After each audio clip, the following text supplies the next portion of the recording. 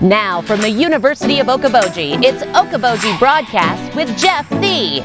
Welcome to Okoboji Broadcast, everybody. Coming to you from the wonderful Dickinson County Museum, where history comes alive. And I've got here with me somewhere. I guess you're just standing right over there. Yeah, we're so far apart, Jeff. This isn't normal. I miss you. Usually I've got her on another shot here, and I've got close-ups on these things. I'm looking and looking, and oh, Mary's right over here.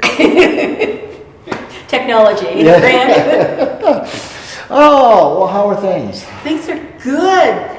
We've got the briefest hint of spring in the air, more coming this weekend. Oh, I can't wait. It's going to be a very happy, nice, warm Easter. Yes, and we'll be able to smell the dirt, maybe see a little green stuff coming up. I'm all good with that. Yeah, sit out on the deck. Yes. Oh, yeah.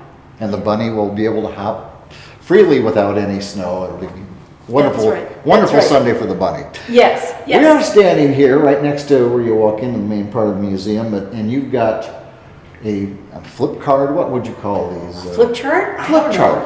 Excellent. There we go. Yeah. But depicting different things here from Dickinson County. Yeah, and Jeff, this is where when newbies come through the door, this is where I send them first, is this photo rack, because I feel like it really gives a good idea of what the area used to be like. Okay. And we've got some awesome photos. I don't know if you're aware, but Jeff Williamz was, and Williamz with a Z, you've got to have Williamz with a Z, that's how he spelled it, was an awesome photographer in the 1900s through 1920s.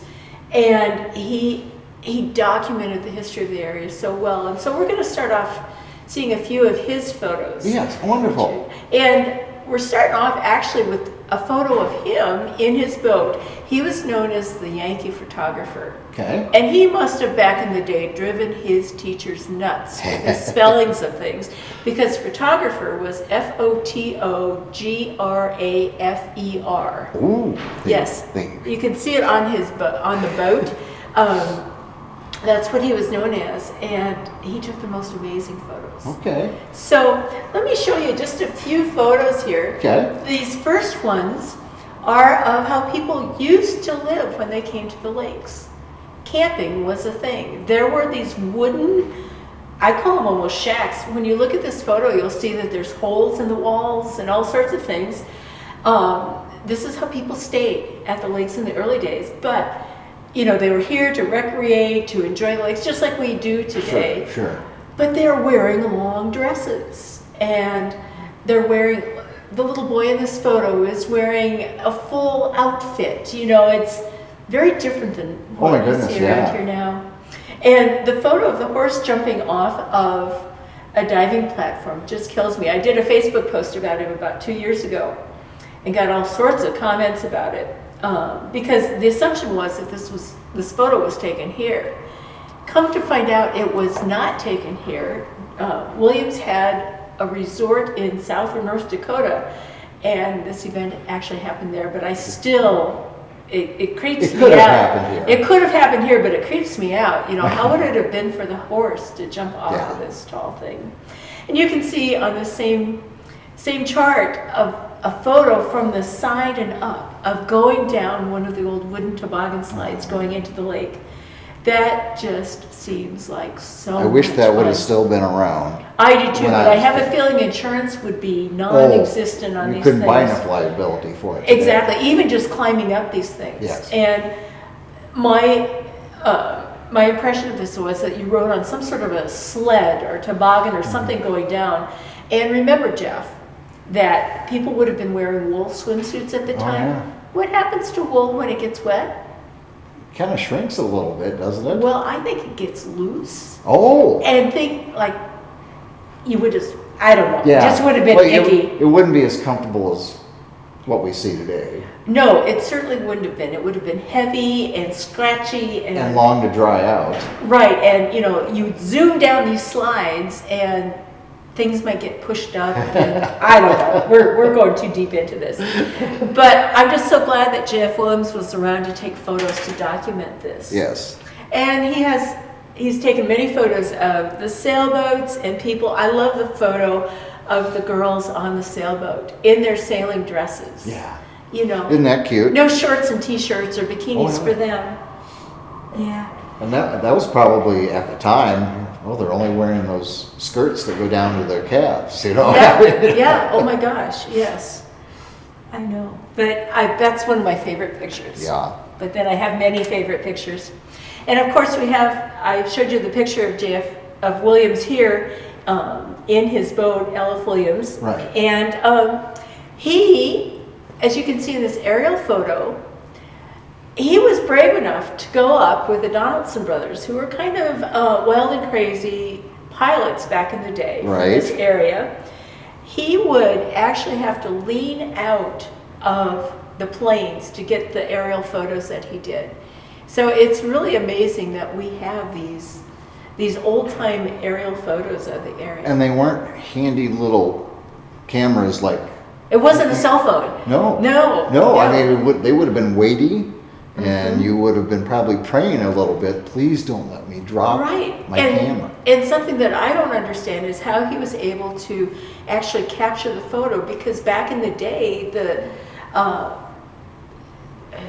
it took much longer to take a photo. Right. You know, Yeah. and so how did he do that in a plane? Incredible. I don't know. He was just an awesome photographer. He took many photos of the steamboats, which document their stories here. I love this picture of the Queen, especially with the billowy smoke coming out of the smokestack. Right. You know, think of what that billowy smoke would have done for the air quality Oh, of the area, but also to the white dresses that the women wore. Yeah. It just was something. And another favorite picture of mine is the photo of the Queen when it was being taken over the isthmus in 1900, when it changed its home location from Big Spirit Lake to the Okobojis. Right. Can you imagine witnessing that? Oh yeah. I mean, I can't imagine. It would have been so cool to see. And the fact that we have documentation of that Yeah. is just incredible. Someone was knowing of that this would be historical in the Lakes region. Exactly. Yeah. And they nailed it. They nailed it. So let me show you some other photos, Jeff. Okay. We have more of the steamboats here. We have the Huntress, which is one of the very earliest of steamboats. The Des Moines, the Okoboji, the Sioux City, the Iona. There were just a plethora of steamboats here, and they all had their own personalities, kind of, and Sure. plied the lakes at different times during the early days. More pictures of steamboats, but then we have this picture taken from 1871 of Hunter's Lodge up on the northwest shore of Big Spirit Lake. Hunter's Lodge was built by Orlando Crandall, and it was a precursor to the Crandall Lodge. And I can't say this for sure, but I suspect it was the first real place for hunters to stay here in the area. Right. And the road ended at Hunter's Lodge. That was it. Right? You'd go up what we call as the road on the west side of Big Spirit, and you'd go over the Buffalo Run Bridge. Right. And then it wasn't too far beyond there. Amazing. The picture shows a car heading towards Crandall's Lodge there along the lakeshore, and it was just a dirt road. Yeah, just a rickety old road. And then there's a picture of Crandall's Lodge, the way it was when it was first around. Yes.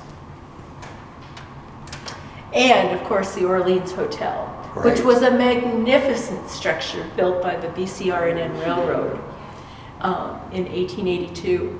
The railroad also built the Queen steamship, the first one. And really, it's because of that railroad that tourism became a big deal around here. This building has kind of a checkered history, though. You know, it was just grandiose. It was marvelous. It was magnificent. It was huge. Okay.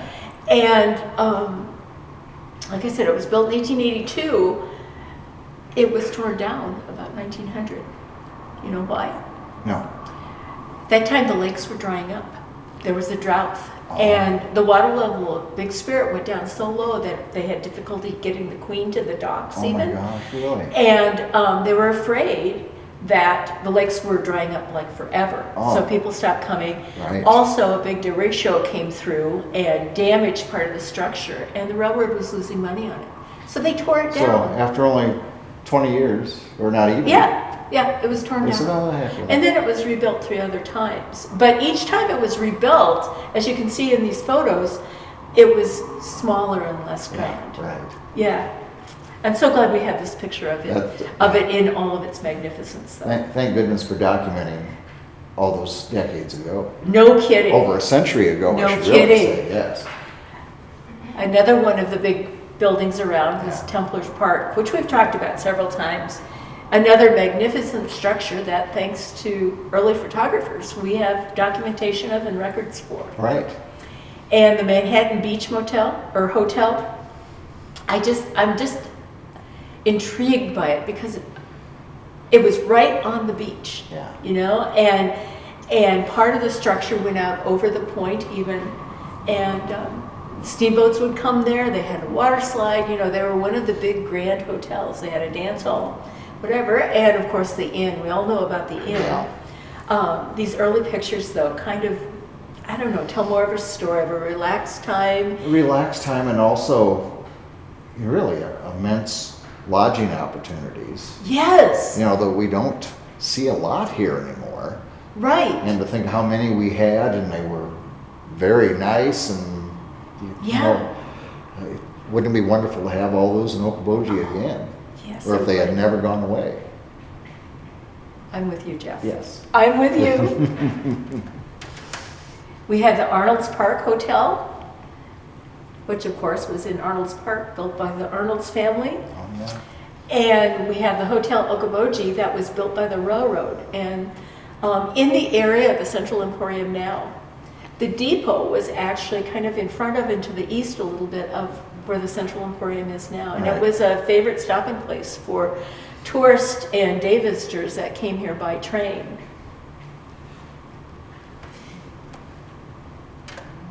So, and the paddlefish. Who cannot love the paddlefish? I know. It kills me every time I see this. I know.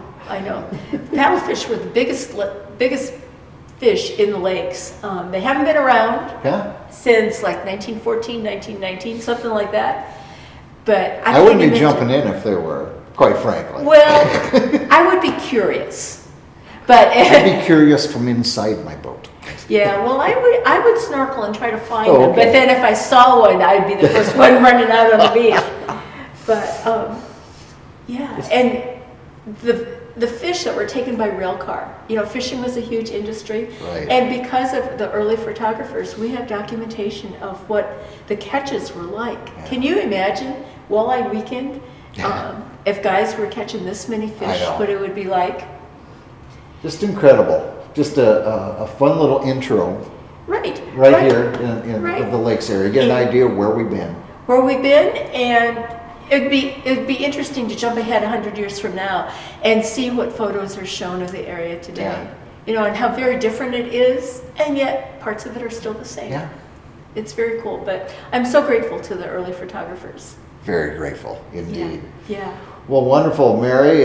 Just quickly, the way back Wednesdays, you just had one today. And Yeah, so- we're back home Yeah, again yeah. here at the museum, 10 o'clock every Wednesday. Next week, it sounds like we might be talking about the early phone system and the switchboards and party lines and all that interesting stuff. Yeah. At least that's where we're going to start. Today we talked about the Olson store in Superior, which was a really fun conversation. Yeah, I bet it was. And a week from Thursday night, Mm-hmm.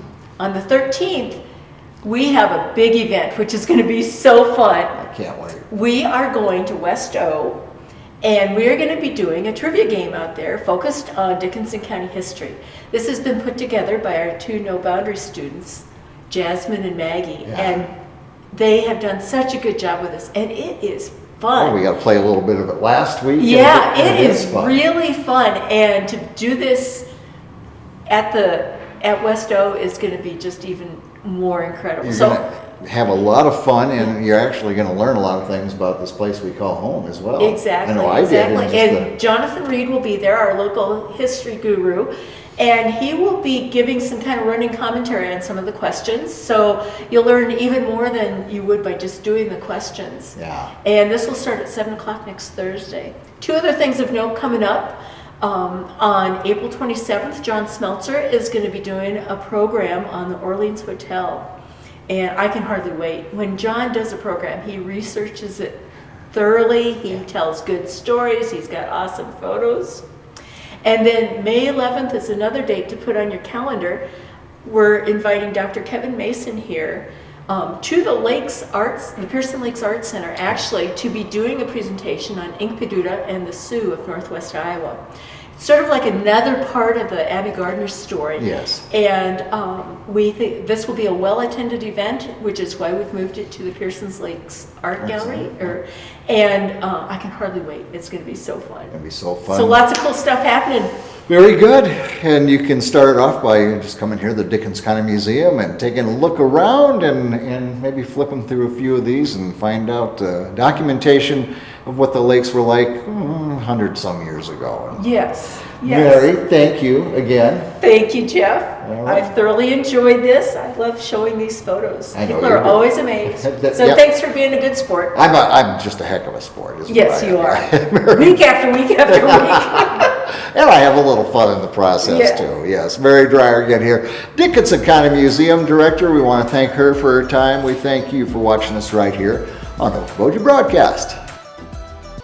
Okoboji Broadcast from the studios at historic Arnold's Park Amusement Park is brought to you in part by the Scott Troutman State Farm Agency in Spirit Lake, Quest Wealth Management, a financial advisory practice of Ameriprise Financial Services, advisor Jan Spielman, AJ Spielman, and Erica Wachholz. The headquarters of the University of Okoboji is at the Three Sons, open Monday through Saturday 10 to 5 and Sunday from 10 to 4.